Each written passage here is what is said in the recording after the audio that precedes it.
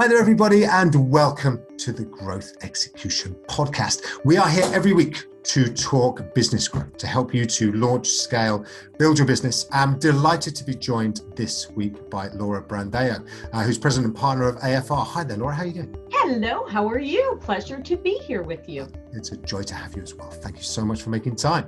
So as you know, we are all about actionable tips, tricks, how to build, launch your business. I wondered if I could just take you back to perhaps the launch of your business. What made you take that leap, first of all?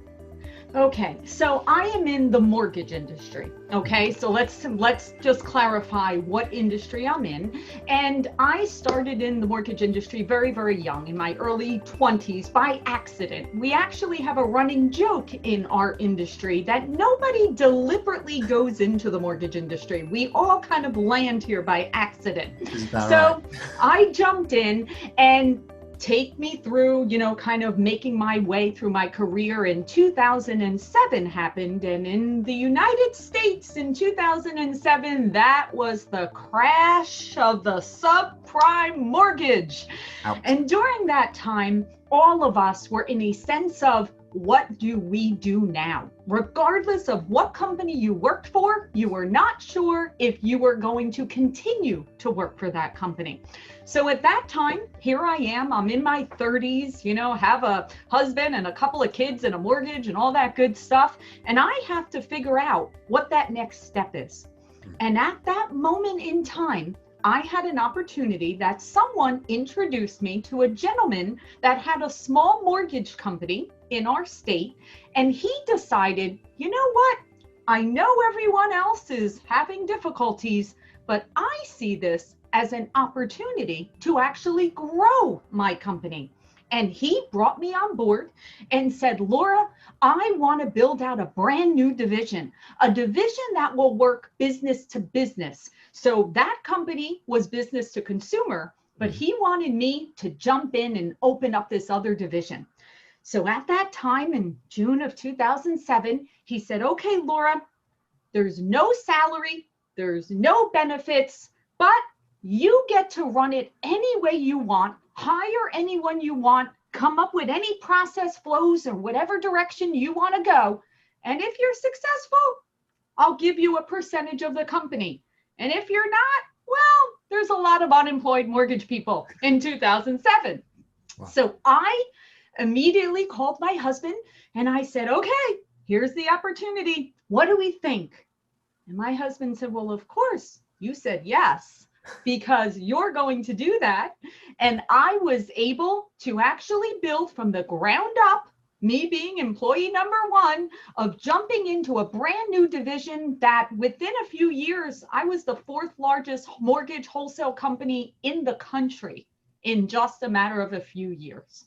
That's amazing, Laura. Congratulations on that. That's phenomenal. And obviously people listening in here will perhaps be as you were, back in early 2007, and perhaps they've seen their jobs change fundamentally or perhaps disappear over the last year. What would you say made the difference to you? What gave you that confidence, that perhaps steel to go for this rather than perhaps to sit and join the other, as you say, the other unemployed mortgage consultants out? Well, if you really think about it, you just brought up a good point.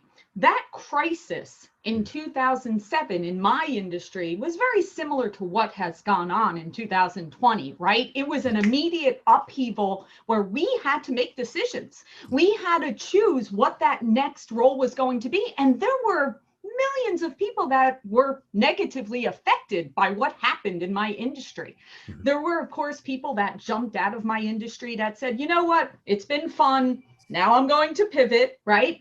Yeah. But I loved working in the mortgage industry. I loved bringing families home and making a difference in my community of helping people get that first mortgage or be able to save additional funds or being able to send their kids to college.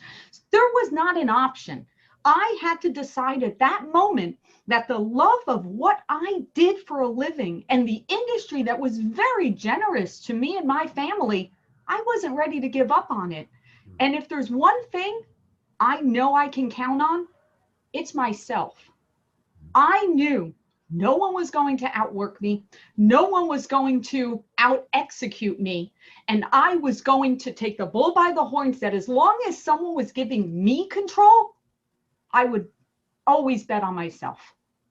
Fantastic. That's such a great story. And what I love there as well, so in the business in Groshen, we talk a lot about product concept, about this, the why Yep. you are doing what you are doing and how important that is in any business, and it drips through everything and people can see it oozing out of you. And clearly that passion for your industry and for your job, it comes through loud and clear. Yeah, and it's interesting. One more point to that, because I was working on a B2B side, okay, meaning that mortgage brokers will give me, lender, the bank, the loan, right? During that time of the crisis, everyone blamed the mortgage broker. See, everyone said it was their fault. They were the reason for the subprime. Now, I jumped in as everyone was stopping doing business with these brokers. I stepped in and I said, I am here for you. Going back for that why. Now, not only was I passionate about it, and I still am to this day, I was filling a void. There was a void. All of a sudden, all these companies that were helping those brokers, they said, we don't want to help them anymore. They backed out.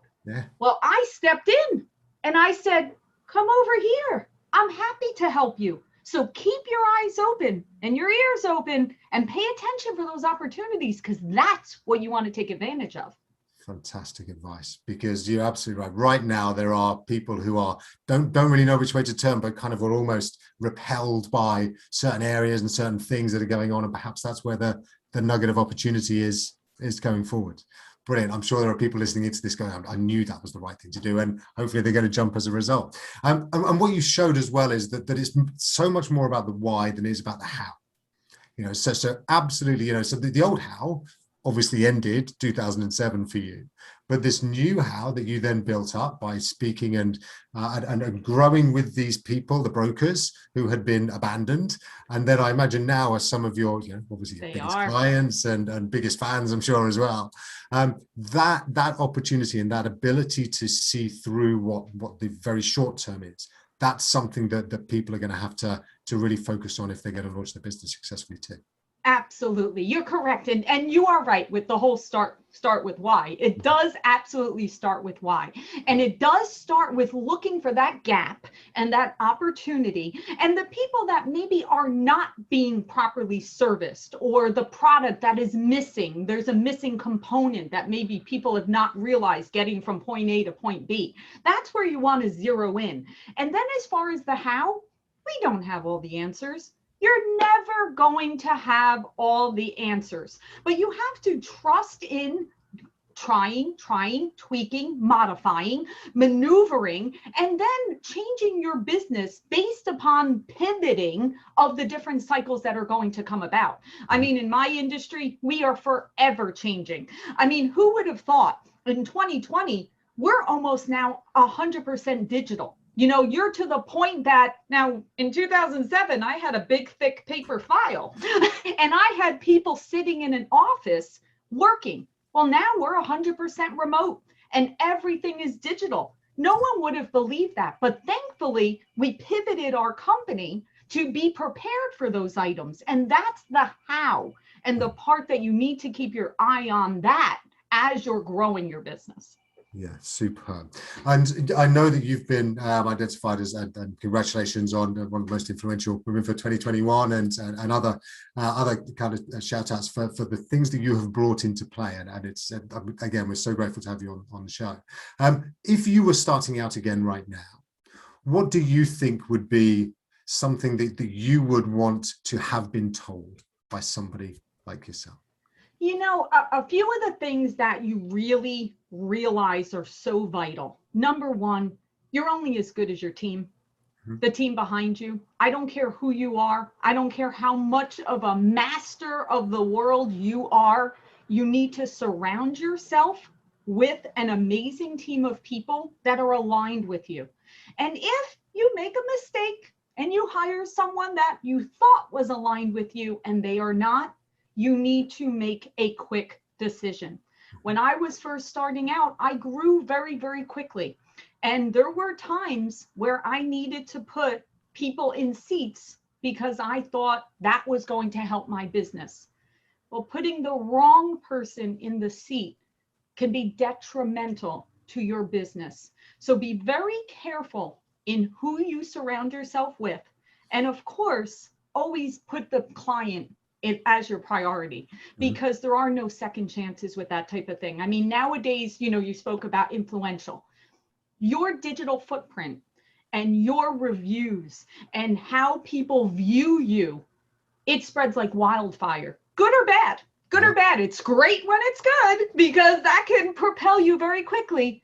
But something negative can also seriously hurt and impact your business. So watch your team. Always pay attention to what that feeling is, because that is the most important thing, is taking care of that team around you that will in turn take care of your clients. I think that's so true. And another thing that I've observed about this why, starting with that and that emanating outwards, is it tends to be a great recruiting sergeant, right? Oh, 100%. People who share your passion, who really want to do the same things and buy into it, that can make such a difference to people coming to you and wanting jobs who are right for the business. That is exactly right. It becomes magnetic, yeah, right? It becomes contagious. Yes. I know those are the words I hear a lot of times where people say, I want to follow you whatever direction you're going because I get such a good feeling. That's that passion of tying into your why. Yeah, superb. And you are the author as well of a great book, Say Yes Every Day. And I've always wanted to ask, so, do you? No. And how many times? How many times? So I'm going to tell you what Say Yes Every Day is, okay? Thank and it you. doesn't mean saying yes to everything. No, I know. Please do. Say for the audience. So the reason where that premise came from is, here I am. I built my business in 2007. And from 2007 to 2018, I literally never left the office. First one in, last one out, 7 days a week, grind, just working and building a company. Love it. Well, in 2018, another change happened in my industry, something called margin compression. What that means is the bond price of the mortgages actually compressed. So you technically had to do double the amount of volume to make the same income or profit that you would have the year before. Wow. Big problem. Okay. So here I am. I have to figure this out. As business owner, I need to figure out, how do I double my business like that? I mean, how do we do that? Well, at that time, a new mortgage industry organization actually came about. And I connected with this individual, and he said, Laura, I would love to have you come and moderate a panel discussion in California and speak about mortgages. So I immediately said, yes. But see, I never left the office. I never went out.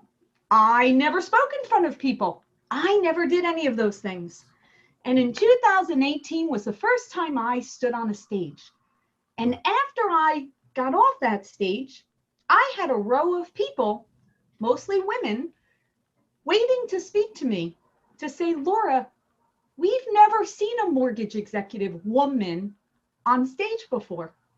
This is the first time that I saw someone that looked like me up there. And I decided I was going to do something about that. And I decided to start women organizations, and I started putting myself out there. And I realized that once I got over my anxiety of being afraid of getting up in front of people or going on video or being on podcasts or any of these other things I do now naturally, other things started to happen in a positive way. And I decided that I was going to be open to all new experiences and live my life. But here's the biggest part of saying yes every day. I say yes every day to living life to the fullest and being open to anything that comes my way, but with no expectations or preconceived notions. See, what happens is our ego gets in the way a lot of times. And we think, if I sit on this podcast right now, Oprah's going to call me next. And then when Oprah doesn't call me, I get very disappointed. And I think, oh no, I must have done something wrong. People must not like me. I must not sound right, or I might not be smart enough or pretty enough or whatever it is. And we don't continue to move forward. So what Say Yes Every Day is about is actually taking advantage of all these opportunities that may come, but not getting caught up in our head to overanalyze it and expect something else, because the whole joy is the moment we're living in right now. Fantastic. And that's such good advice. And thank you so much for sharing that as well. I think that there is so many people, and perhaps the worried, now is a time where people have been through some trauma, and for some it has been more traumatic than others.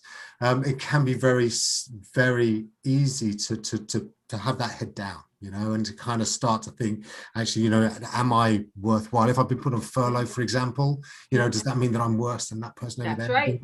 And this is a time where actually, for all of us, if we lift ourselves up and we look for the future, then there are opportunities out there, and it's about discovering that why for yourself and making sure that you're executing against it. It's the most important thing, because once you have that why and that passion and that unique opportunity statement that separates you from others, don't look 10 years in the future at that moment. Look right now, look like the next few months, like start planning it out. But what happens is a lot of times we give up.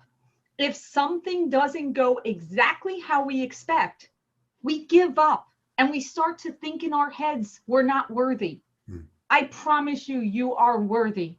You can do this, but don't go so far into the future that you start to second guess yourself.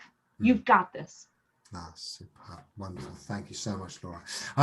Obviously some great advice there. What do you think about the advice that you've had in your career? Is there one thing that specifically stands out? Is there something that kind of, made a significant difference that perhaps you find yourself advising others? My biggest thing is I am never, ever finished learning. I believe that every single day I get to learn something new, and I truly absorb it. It doesn't matter how many years I've been in an industry. It doesn't matter how much of an expert I believe in a particular area.